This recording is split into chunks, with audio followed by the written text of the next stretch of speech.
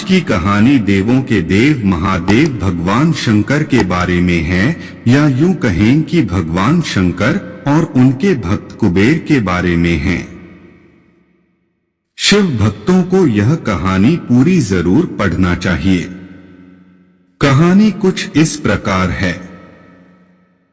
कुबेर, जिनको धन के देवता कहा जाता है, वह यक्षों के भी देवता थे। कहते हैं कि लंका पहले कुबेर की थी। रावण ने जब लंका पर कब्जा किया और कुबेर को वहां से निकाल दिया, तो कुबेर को मुख्य भूमि की तरफ जाना पड़ा। प्रजा और राज्य को खोने के बाद कुबेर निराश हो गया था, इसलिए उसने भगवान शिव की आराधना और भक्ति शुरू कर दी। इस तरह से कुबेर एक शिव भक्त बन गया। कुबेर ने बहुत कड़ी तपस्या की और भगवान शिव को प्रसन्न किया। भगवान शिव ने उसकी तपस्या से प्रसन्न होकर उसे एक नया राज्य दिया और संसार का सारा धन उसको दे दिया। इस तरह से कुबेर धन का देवता बन गया और लोग धन और कुबेर को एक समान मानने लगे। संसार का सबसे धनी व्यक्ति बनने के बाद कुबेर भगवान शिव को बहुत कीमती वस्तुएं चढ़ाने लगा। धीरे धीरे उसे लगने लगा कि वह शिव का इतना महान भक्त है और वह इतनी सारी बहुमूल्य वस्तुएं भगवान शिव को चढ़ाता है। लेकिन सत्य तो यह था कि भगवान शिव ने कभी भी उसकी चढ़ाई विभूति के अलावा किसी और वस्तु को छुआ तक नहीं था। कुबेर जो यह मानने लगा था कि वह अब भगवान के लिए कुछ भी कर सकता है और उन्हें जो चाहिए वह दिलवा सकता है। कुबेर एक बार भगवान शिव के यहाँ पहुंचा और उनसे कहा, मैं आपके लिए कुछ करना चाहता हूँ। आप मुझे बताइए मैं आपके लिए क्या कर सकता हूँ। भगवान शिव ने कहा, तुम मेरे लिए कुछ नहीं कर सकते, क्योंकि कुछ करने के लिए मेरी कोई आवश्यकता है ही नहीं। लेकिन कुबेर शिवजी से बहुत आग्रह करने लगा कि वह उनके लिए कुछ करना चाहता है। दरअसल यह कुबेर का अहंकार बोल रहा था।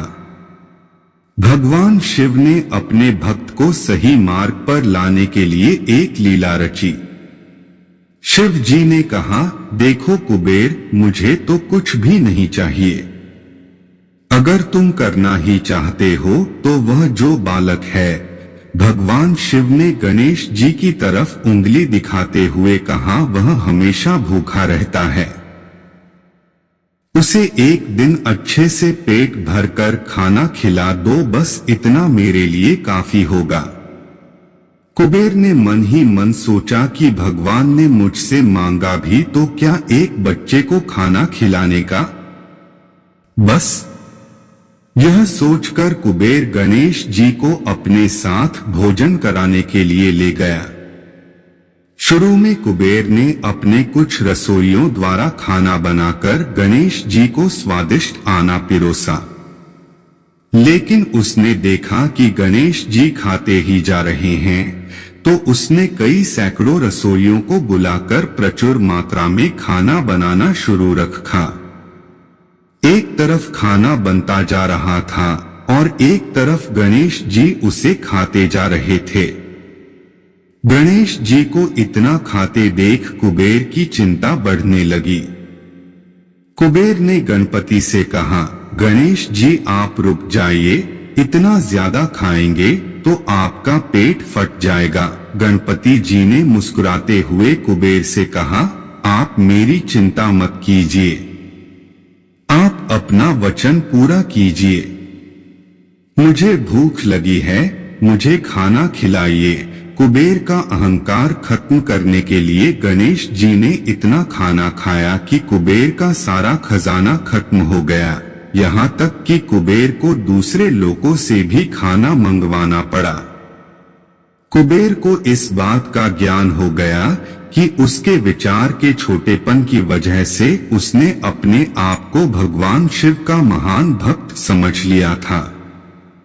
जबकि सच बात तो यह थी कि भगवान ने जो कुछ उसे दिया है उसी का थोड़ा हिस्सा वो भगवान को दे रहा था, जबकि इस संसार का सारा धन भगवान के लिए एक तिनके भर से ज्यादा नहीं है।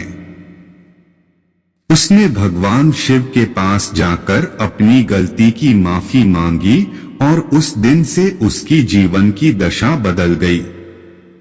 दोस्तों, भगवान शंकर कितने दयालु और भोले हैं, इस बात से हम सभी परिचित हैं।